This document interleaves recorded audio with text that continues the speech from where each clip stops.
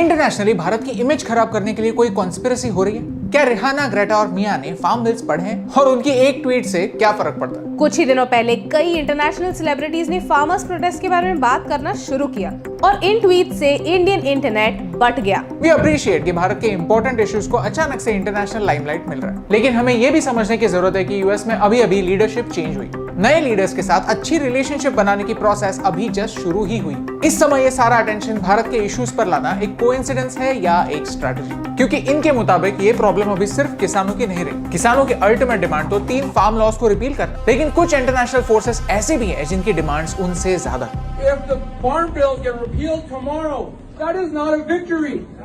This battle begins with the repeal of the farm bills. इस पूरे issue में काफी सारी गलतियां हुई है और अलग अलग एजेंसी से हुई है। तो इस पूरे वीडियो को 4 पार्ट्स में समझेंगे। क्या हुआ, कॉन्स्पिरेसी क्या है, हमें पर्सनली क्या गलत लगा और इन सब से हमें क्या फर्क पड़ता है। तो प्लीज इस वीडियो को एंड तक देखिए और अगर आपको हमारी बातों में दम लगता है तो इसे और लोगों तक पहुंचाने में हमारी हेल्प कीजिए। भारत के लिए इंपॉर्टेंट टॉपिक्स पर एक डिस्कशन करना हमारा मिशन है। हमें सपोर्ट करने के लिए हमारे YouTube चैनल को सब्सक्राइब कीजिए और इस बेल आइकॉन को प्रेस कीजिए। Part 1, what happened? 26 जनवरी को हमारे देश में होने वाली पीसफुल फार्मर्स प्रोटेस्ट वायलेंट हो गई। इसके बाद 4 किसान यूनियंस ने प्रोटेस्ट से बैकआउट कर दिया क्योंकि उनका इंटेंशन एक पीसफुल प्रोटेस्ट था, देश को हानि पहुंचाना नहीं। फिर गवर्नमेंट ने किसानों की प्रोटेस्ट साइट और दिल्ली के बीच में एक कंक्रीट से भरा बैरिकेड बिछा दिया। Nails have been put into the ground and water supply has been cut. Toilets barricade के दूसरी तरफ होने की वजह से अब ओपन डेफिकेशन शुरू हो चुका है, जो एक बड़ा सैनिटरी प्रॉब्लम हो सकता है। कई ट्विटर अकाउंट्स को बैन कर दिया गया और दिल्ली के बॉर्डर एरियाज में जहां पर प्रोटेस्ट हो रही थी वहां से इंटरनेट काट दिया गया। सरकार कहती है कि 26 जनवरी के वायलेंस के बाद पब्लिक सेफ्टी और सिक्योरिटी के लिए इंटरनेट बैन कर दिया गया। whereas किसान कहते हैं कि उनकी आवाज दबाई जा रही है और सच्चाई लोगों तक ना पहुंचे, इसलिए ये गवर्नमेंट की चाल है। अगर सरकार कहती है कि बात करते हैं तो बीच में ये दरार क्यों? वायलेंस का कोलैटरल डैमेज कहिए या एक लास्ट रिजॉर्ट, लेकिन सरकार ने कुछ कड़ी स्टेप्स लिए। अब इसके बारे में रिहाना ने ट्वीट किया और पूछा, why are we talking about this? यहाँ तक तो ठीक, लेकिन फिर ग्रेटा थनबर्ग ने एक टूल किट शेयर किया जिसमें कई ऑब्जेक्शनेबल चीजें लिखी गई थी। जब कुछ ऑब्जेक्शनेबल चीजों पर लोगों ने सवाल करना शुरू किया तो ये पुराना टूल किट अचानक से डिलीट हो गया और एक नया अपडेटेड टूल किट आ गया। पार्ट 2,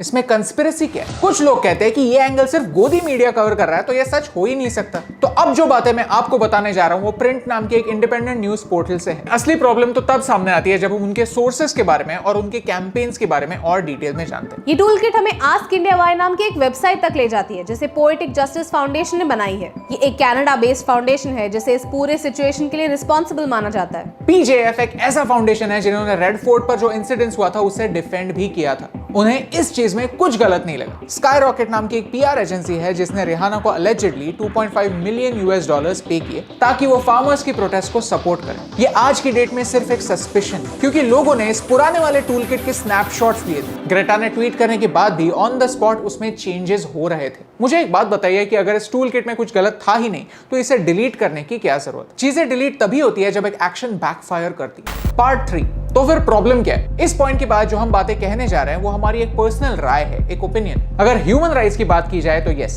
प्रोटेस्टर्स को अगर पानी और टॉयलेट से जानबूझकर दूर रखा जा रहा है तो ये गलत है। प्रोटेस्ट साइट्स पर सैनिटेशन एक बहुत बड़ा इशू हो गया है जो एक हेल्थ हैजर्ड भी, और गवर्नमेंट को ये टैक्टिक्स यूज करने की जरूरत नहीं है। लेकिन जेन्युइन सपोर्ट दिखाना एक तरफ और पूरे देश के बारे में एक नैरेटिव बनाना एक तरफ। देखिए, एक टूल किट बनाना कोई गलत बात नहीं है जिससे लोगों को आइडिया है कि चल क्या रहा है, लेकिन आपको नहीं लगता कि इतने बड़े टूल किट में फार्म लॉज एग्जैक्टली क्या है ये पढ़ने की एक लिंक होनी चाहिए ताकि लोग सीधा बिल्स पढ़ पाए और समझ पाए? शायद ये अपडेट ग्रेटा ने इंपॉर्टेंट नहीं समझा। ग्रेटा ने दिए हुए पहले टूल किट में ग्रेटा अडानी और अंबानी से दूर दूर तक रिश्ता तोड़ने के लिए कहती है कि अगर कोई कंपनी इनसे रिलेटेड है तो उनमें डाइवेस्ट करो ताकि एक फाइनेंशियल इंपैक्ट हो। और उसी के पहले वाले ट्वीट में CNN का एक आर्टिकल शेयर कर दिया।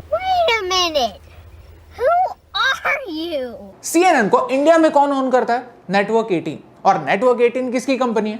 रिलायंस। ऐसी बातें होने पर इस पूरे मामले को कितना सीरियसली लिया गया है ये दिखता है। किसान पहले से कहते हैं कि ये प्रोटेस्ट सिर्फ पंजाब के किसानों के नहीं पूरे देश के किसानों की, लेकिन फिर भी ये टूल किट 1984 से लेकर सिख कम्युनिटी की कैसे हत्या हो रही है इस पर बात करता है। 1984 में एंटी सिख राइट्स हुए थे जिसमें अप्रोक्सीमेटली 3000 लोग मारे गए थे। I may be wrong but tell me one thing, इस बात का फार्म बिल से क्या लेना देना। ये कुछ अलग ही नैरेटिव बनाने की कोशिश हो रही है, लोगों को डराने की, कम्युनल वायलेंस को याद दिलाने की कोशिश हो रही है, जो हमें रोकने की सख्त जरूरत और उसी के साथ साथ हमें साथ रहने की और एक अपोजिंग पॉइंट ऑफ व्यू सुनने की ताकत रखने की जरूरत है। सिख कम्युनिटी हमारे देश का एक अहम हिस्सा है, इसकी हमें और पूरी दुनिया को खबर होनी चाहिए। और ये कब होगा? उन्हें तोड़कर नहीं, उन्हें जोड़कर। अगर कोई प्रोपेगेंडा चल रहा है तो वो इसीलिए चल रहा है ताकि हम एक दूसरे से लड़े, हमारे ओपिनियंस को इतने एक्सट्रीम्स तक लेके जाए कि देश को तोड़ने का काम और आसान हो। और इस वीडियो का मकसद ऐसे ही इरादों को रोकना है। तो हम क्या कर सकते हैं? सबसे पहली बात, हमें पर्सनली ग्रेटा मिया या रिहाना के ओपिनियन से प्रॉब्लम नहीं है। प्रॉब्लम तब होती है जब एक डिबेटेबल ओपिनियन को एक हार्डकोर फैक्ट की तरह प्रेजेंट किया जाता है, फिर लोग ठीक से सोच नहीं पाते, समझ नहीं पाते कि चल क्या रहा है। जब सिलेक्टिव चीजों को हाईलाइट करके एक एब्सोल्यूट ट्रूथ बनाया जाता है,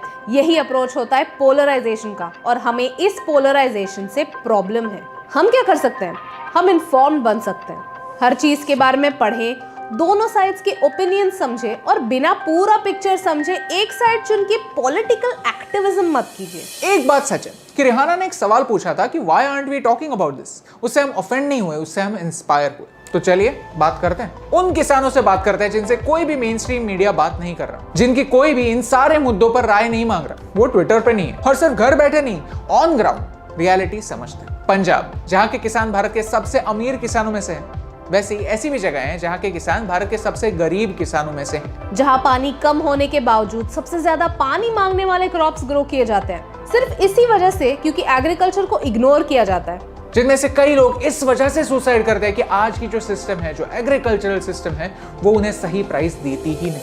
तो हमने ये डिसाइड किया है कि इस साल हम ऐसे ही किसानों की स्टोरीज आपके सामने लाएंगे जिनसे आपको एग्रीकल्चर का ये मुद्दा समझने में हेल्प हो। शुरुआत मराठवाड़ा से होगी, जहां पानी इतना कम है कि टैंकर भर भर के ट्रेन से पानी वहां तक पहुंचाया जा सकता है ताकि लोग पानी पी सकें। और एंड तभी होगा जब एग्रीकल्चर का सच आप तक पहुंचेगा। और ये सफर देश के बाहर बैठकर एक ट्वीट करने जितना या फिर देश में कितने प्रॉब्लम्स है इस पर कमेंट्री करने जितना आसान तो नहीं है, लेकिन उससे 100% ज्यादा इफेक्टिव। अगर आपको ये अप्रोच सही लगता है तो हमें सपोर्ट कीजिए, इन कहानियों को लोगों तक पहुंचाइए, क्योंकि एक के करने से क्या फर्क पड़ता है, लेकिन एक एक के करने से बहुत फर्क पड़ता है। और इन दोनों लाइंस में सिर्फ एक का फर्क है, and that's the reason why फर्क पड़ता है।